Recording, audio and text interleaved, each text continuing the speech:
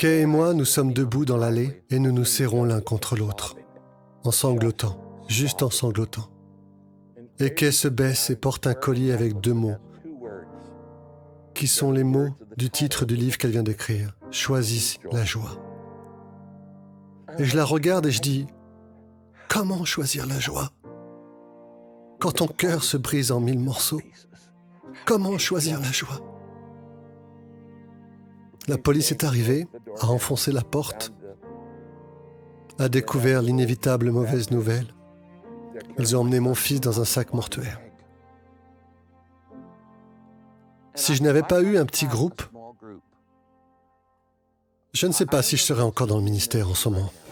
Mon plus jeune fils, Mathieu, a lutté contre la maladie mentale toute sa vie. Il est né enfant, nous pouvons voir qu'il était cliniquement déprimé dans son enfance.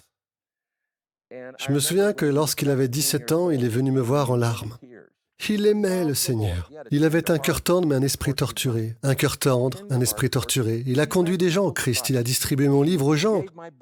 Il témoignait aux gens sur les sites de suicide. Il disait « Papa, ça ne marche pas pour moi. Je n'arrive pas à sortir de la dépression. » Et quand à 17 ans, il est venu me voir et m'a dit « Papa, c'est vraiment très clair, je ne vais pas être guéri. » Il a dit « Nous sommes allés voir les meilleurs médecins.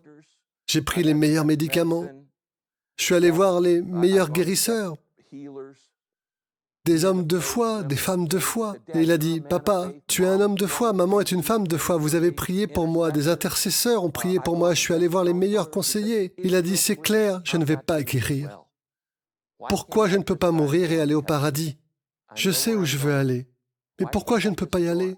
Je ne veux plus souffrir. » Ça va vous briser le cœur en tant que père. D'accord? Avoir votre fils en larmes, et je me tiens là, moi aussi en larmes, et je dis, Mathieu, je ne pense pas que tu veuilles mourir. Je pense juste que tu veux en finir avec la douleur. Tu veux être soulagé. Et j'ai dit, voici ma prière.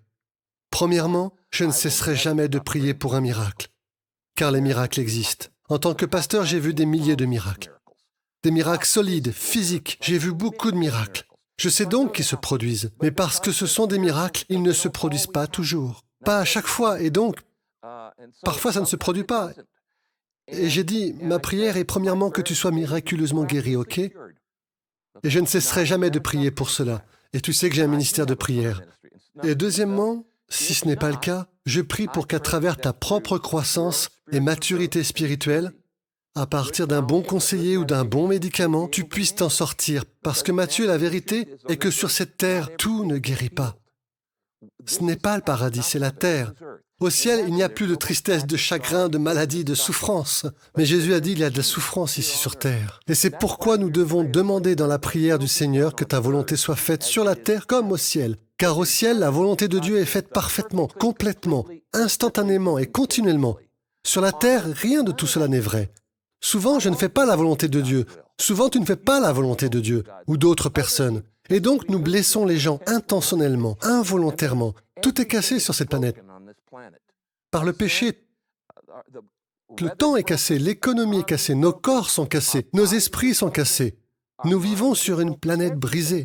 Et c'est pourquoi la Bible dit dans l'Épître aux Romains, la création gémit en attendant le jour du salut. Alors j'ai dit, que faites-vous quand un problème ne peut être résolu? Si j'ai un enfant qui a une paralysie cérébrale, cet enfant va l'avoir pour le reste de sa vie, très probablement. Dans ce genre de situation, vous devez gérer le problème. Et certains problèmes ne sont pas des miracles. Certains problèmes sont gérés pour la gloire de Dieu.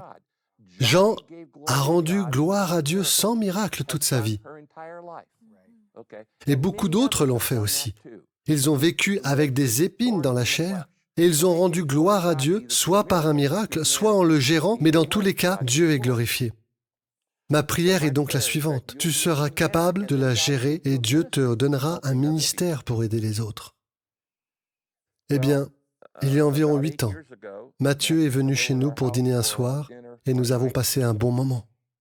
Nous avons regardé la télévision, joué à quelques jeux, il n'y avait aucun problème, aucun différend. Il vivait dans sa propre maison et au moment de partir, il a dit « Papa, je suis si fatigué. » Et c'est la dernière fois que nous l'avons entendu. Donc 24 heures plus tard, nous sommes inquiets parce que nous avions craint que cela pourrait arriver un jour et nous prions pour que cela n'arrive jamais. Nous nous rendons chez lui. Sa voiture est dans l'allée, la porte est fermée. Nous n'avons pas la clé pour rentrer chez lui et nous attendons que la police vienne enfoncer la porte pour découvrir ce terrible moment de notre vie. Et Kay et moi, nous sommes debout dans l'année. Nous nous serrons l'un contre l'autre en sanglotant, juste en sanglotant.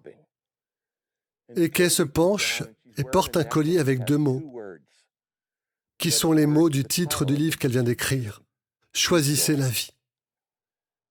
Et je l'ai regardé et je lui ai dit « Comment choisir la vie ?» Quand ton cœur se brise en 1000 morceaux, comment choisir la vie? La police est arrivée, a enfoncé la porte, a découvert les inévitables mauvaises nouvelles. Ils ont emmené mon fils dans un sac mortuaire. Et si je n'avais pas eu un petit groupe, je ne sais pas si je serais encore dans le ministère en ce moment. Mais cela signifiait que ce groupe dans lequel j'avais été pendant tant d'années, ces couples sont arrivés dans les 30, 15, 20 minutes dans cette allée. Et ils n'ont rien dit. Ils nous ont juste serrés dans leurs bras. Ils nous ont juste serrés dans leurs bras et ils ont dit « Nous n'allons pas vous laisser seuls ce soir ». Les gars m'ont enlacé et les femmes ont enlacé Kay et ont dit « On vient chez toi. Tu n'as pas besoin de dire quoi que ce soit. Nous voulions juste être avec toi. » Maintenant, c'est une chose importante que je veux dire à ceux d'entre vous qui regardent. J'enseigne cela aux pasteurs du monde entier. Plus la douleur est profonde, moins vous utilisez de mots. C'est une chose importante à retenir. Plus la douleur est profonde, moins vous utilisez des mots. Si quelqu'un a une mauvaise journée, vous allez avoir une conversation peut-être de 30 minutes. Mais si quelqu'un vient de perdre un fils par suicide, vous vous montrez et vous vous taisez. Il n'y a rien à dire. C'est le ministère de la présence. Les gens disent « Je ne sais pas quoi dire », ne dites rien. Il suffit de se montrer et de se taire. C'est le ministère de la présence. Maintenant, laissez-moi revenir à ce que j'ai dit. Comment Dieu nous utilise dans chaque but. Dans cette douleur est née, pendant les 16 semaines suivantes, je les ai passées seul avec Dieu. J'étais soit avec Kay, soit avec Dieu. Je n'ai fait aucune prédication, aucune réunion du personnel, rien pendant 16 semaines. J'avais tous mes amis, Judah Smith et Judd Wilhite, et tous, Greg Laurie, tous sont venus et ont prêché pour moi pendant 16 semaines. Et j'étais soit avec Dieu, soit avec Kay, et j'écoutais simplement. J'ai reçu pendant cette période, et je n'exagère pas, peut-être 35 000 lettres de condoléances. Et celles qui ont le plus compté pour moi, honnêtement, Matt, n'étaient pas celles des rockstars, des présidents et des premiers ministres. Beaucoup de gens que je ne connaissais pas m'ont écrit et m'ont présenté leurs condoléances. Mais ceux qui ont le plus compté pour moi, ce sont les gens que Matthieu a conduits au Christ. Et ils m'ont dit, je sais que Matthieu a lutté contre la maladie mentale toute sa vie, mais il m'a conduit à la foi et je vais être au paradis grâce à lui. Et vous savez, je l'ai rencontré sur un site de suicide et c'est lui qui m'a parlé de Jésus. Et maintenant, je suis sauvé grâce à lui. Et je me souviens avoir écrit dans mon journal ce jour-là, dans le jardin de la grâce de Dieu, même les arbres brisés portent du fruit. Et puis j'ai écrit, et nous sommes tous brisés. Nous sommes tous brisés. Donc, si vous pensez que lire une vie motivée par l'essentiel va vous donner une vie parfaite, ne vous donnez pas la peine. Cela vous donnera une vie avec un but et cela vous aidera à comprendre comment Dieu utilise toutes ces choses.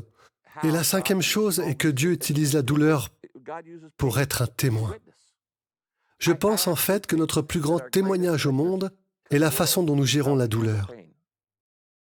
Pas les bons moments. Il y a un gars à qui je témoigne dans mon quartier depuis 20 ans. Il n'était pas intéressé par quoi que ce soit. Il était juste renfermé, vous savez, renfermé. Mais quand Matthieu est mort, je me souviens qu'un jour, en passant devant lui, il était en train d'arroser sa pelouse, il m'a regardé et il a fait. Je me disais, ça l'a touché. Ça l'a touché. Et tout d'un coup, c'était réel. Il regardait comment je gérais les pires circonstances de ma vie. Et donc, comme je dis, votre plus grand ministère viendra de votre plus profonde douleur. Je le dis par expérience. Il ne se passe pas une semaine sans qu'une personne ne m'appelle pour un problème de maladie mentale ou de suicide. Et je parle des personnes les plus haut placées, des personnalités, des politiques et des célébrités. Et Kay et moi n'avons jamais demandé ce ministère d'aide aux familles souffrant de maladies mentales et aux familles qui luttent contre le suicide d'un membre de leur famille. Je n'ai pas voulu de ce ministère, mais c'est ce que Dieu nous a donné. Et je ne vais pas gaspiller la douleur. Alors je dirais à tout le monde, quelle que soit votre douleur, avez-vous été molesté? Ma femme a été molestée quand elle était petite fille, dans une église. Elle a utilisé cette douleur pour aider les autres. Le cancer, vous allez avoir de la peine dans la vie. Ne la gaspillez pas. Si tu dois souffrir, autant l'utiliser pour aider quelqu'un d'autre. Shalom, j'espère que vous avez aimé cette vidéo. Abonnez-vous pour ne pas rater nos programmes. Merci de faire partie de notre famille TBN. Que Dieu vous bénisse. Shalom de Jérusalem.